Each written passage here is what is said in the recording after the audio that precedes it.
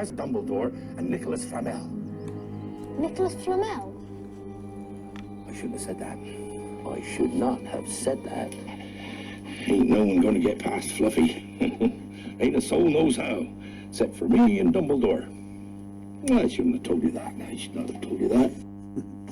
Well, Miriam Margolyes, who starred with Robbie Coltrane in the 1980s sketch show Kick Up the 80s, the comic strip presents, then joined him in the Harry Potter franchise as well. They didn't make many scenes together, I think. Is here in the studio. Good morning to you. Good morning. And it is a sad morning, isn't it? Because he was an extraordinary actor, an extraordinary person. Yes, he was. He was a very fine actor and a delightful man.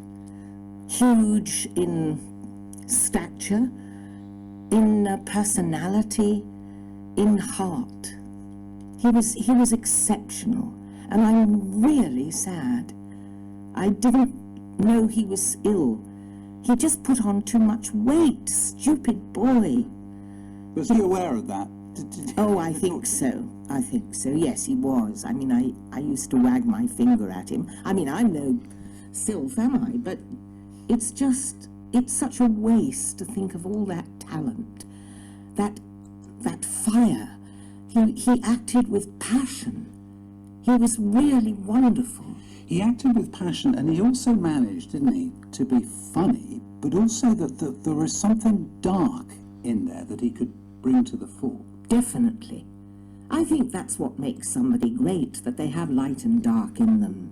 And he really did, and he could summon it when he needed to. But he had a heart of gold. He was kind. He was sweet. He was affectionate.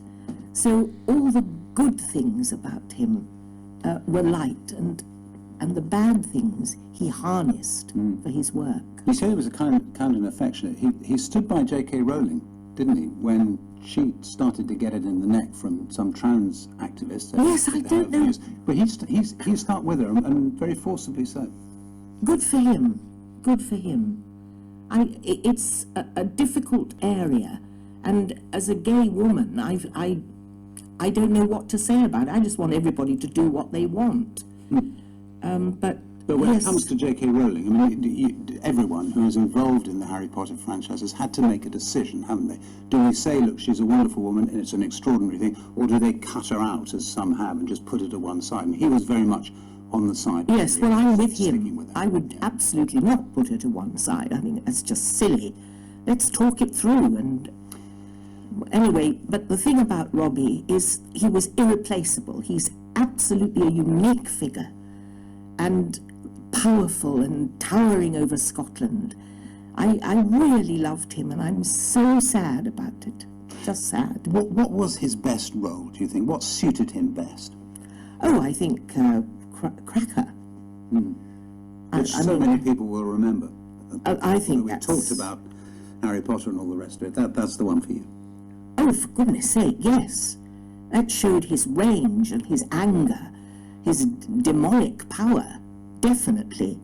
He was a wonderful actor, and that's how we should remember him. Not for Hagrid, which is, good and sweet, but look, for goodness sake, Harry Potter's a children's book.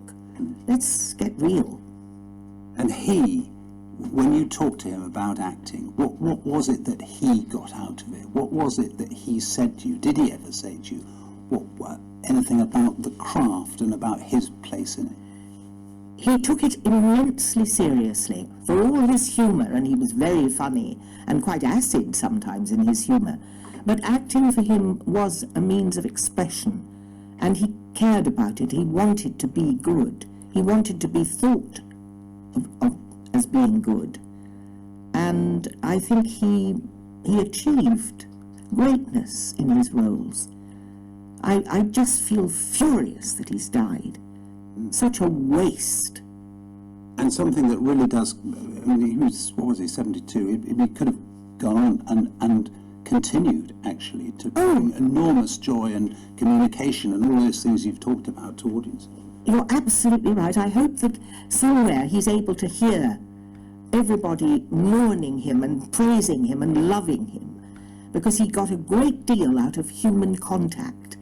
He loved people and he loved to drink. I mean, that's part of the problem. He loved to drink. He enjoyed it. Thank God I don't. Is that part of what will be remembered about him? It's the acting and the extraordinary talent that he had, no question about that, but also the kind of fullness of him as a person. Beautifully put, yes. The fullness of him as a person and as a talent. That's what I treasure and remember. Miriam Margolyes, thank you so much for coming in this morning.